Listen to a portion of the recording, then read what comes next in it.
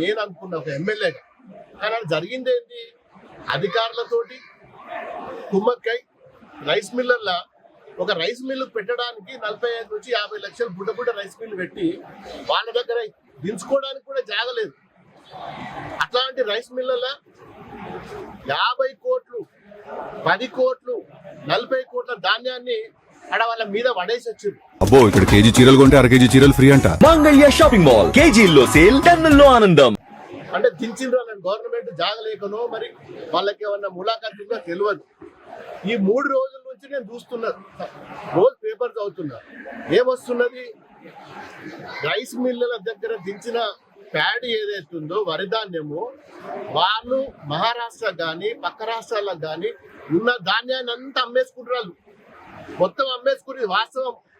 నాకు ఎందుకు బాధ అవుతుందంటే, మేము 6 గాళ్ళు కష్టపడి ఎండల వానల మా రైతులు పండించిన పంట తీసుకుపోయి మా రైస్ మిల్లర్లకు ఇస్తే మరి ఎంఎస్పి ప్రకారం మినిమం సపోర్ట్ ప్రైస్ గవర్నమెంట్ పెట్టి కొన్న తర్వాత మరి మాకు డబ్బులు పడ్డాయి, అంత బాగానే ఉంది.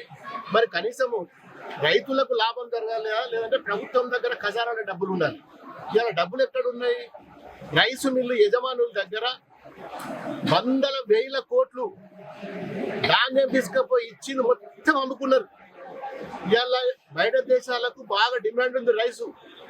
మరి ఈ ప్రభుత్వం ఏం చేస్తుంది, ఏం పీక్తుందని అడుగుతాను నేను.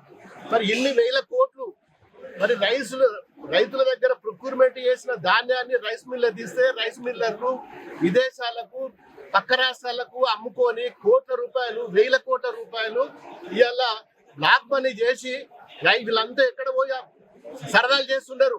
ఒక్కొక్కడు 2 వీలర్ మీద తిరిగినోడు ఇలా BMW బెంజ్ కార్లు తిరిగి థాయిలాండ్, మలేసియా, సింగపూర్ పర్యటనలు చేస్తున్నారు. ఇవాళ ఫోటోలతో సహా ఆధారాలు ఉన్నాయి. గతంలో ఫ్లైట్ ఎక్కనోడు ఇలా విదేశాలకు పోయి బెంజ్ కార్లు కొని, BMW కొని, పెద్ద బంగ్లాలు కొని హైదరాబాద్ లా ఈ డబ్బులతోటి రియల్ ఎస్టేట్ వ్యాపారాలు చేసి మరి జల్సాలు చేస్తున్నారు. ఇలా మా రైతులు ఒక్క వర్షం పడకపోతే మొగులు దిక్కు చూస్తున్నారు, దండం పెట్టుకుంటారు వానదేవునికి. మళ్ళీ మేము బతకలే కదా, మాకు మొన్న పండించిన పంట అయిపోయిందని చెప్పి.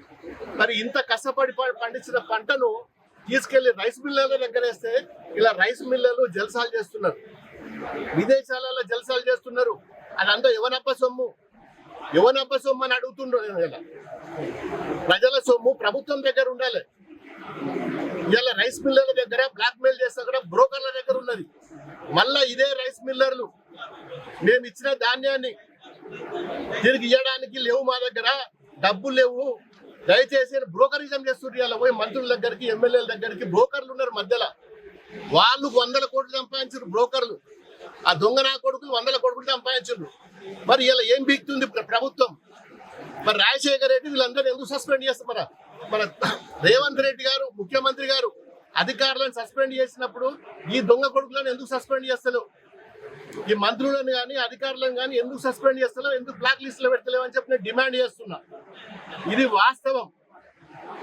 దీని మీద చర్య తీసుకోకపోతే పెద్ద ఎత్తున మా ప్రాంతం నుంచే మరో ఉద్యమం స్టార్ట్ అవుతుంది.